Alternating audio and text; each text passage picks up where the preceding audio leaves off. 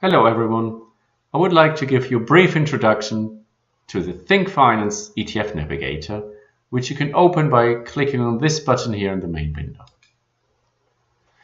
Now, the ETF Navigator contains a global database of over 10,000 ETF listings, and at the same time it offers a variety of sophisticated risk analysis and performance analysis functions.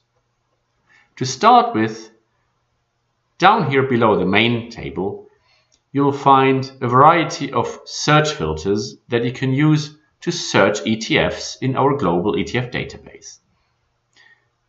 To be precise, you can search ETFs from different issuers, listed in different countries,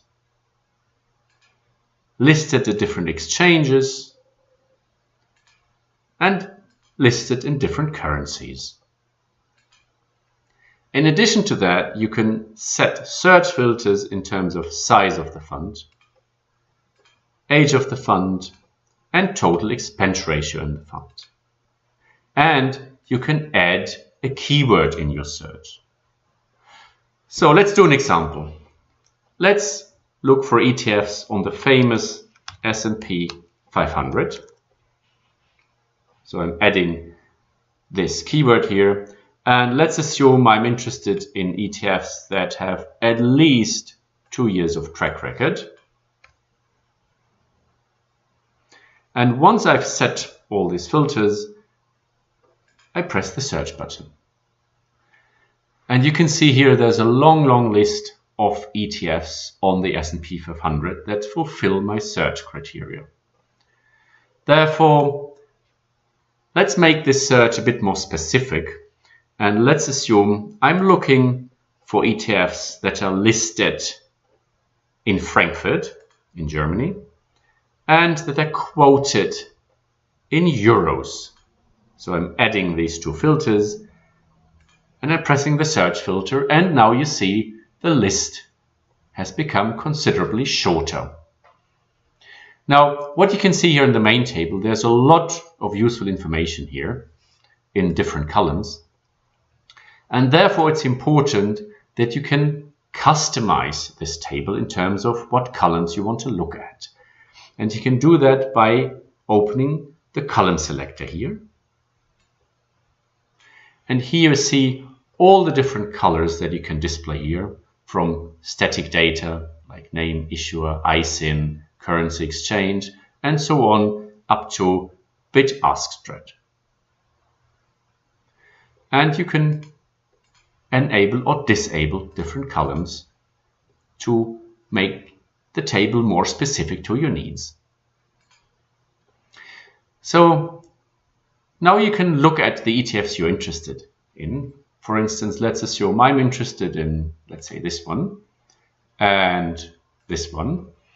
And once you've highlighted these two ETFs, you can run a lot of different analysis functions here. For instance, I can open the chart analyst, which shows the history of these two ETFs, and you can see they're quite similar. Now, of course, it would make a lot of sense to add the respective benchmark, which is the S&P 500.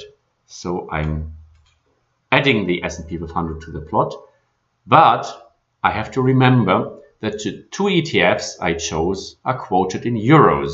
So what I have to do is I'm selecting the S&P 500, but I'm transferring the benchmark into euros, and I add the benchmark to the plot. And here you see the two ETFs and the S&P 500 transferred into euros. Now, you can do different plots here. You can, for instance, add the performance information to this plot. So here you see performance figures and volatility figures, tracking error of both ETFs to the S&P 500 benchmark, and information ratio. So this already helps you to understand how close these ETFs are in tracking their benchmark and how close they are in their performance and volatility figures. You can also look at the risk distribution. of the two ETFs compared to their benchmark, and you can add here the value at risk of the ETFs and the benchmark. You can also look at period returns back in time, or a risk return diagram that compares the volatility and the average returns of the two ETFs compared to their benchmark.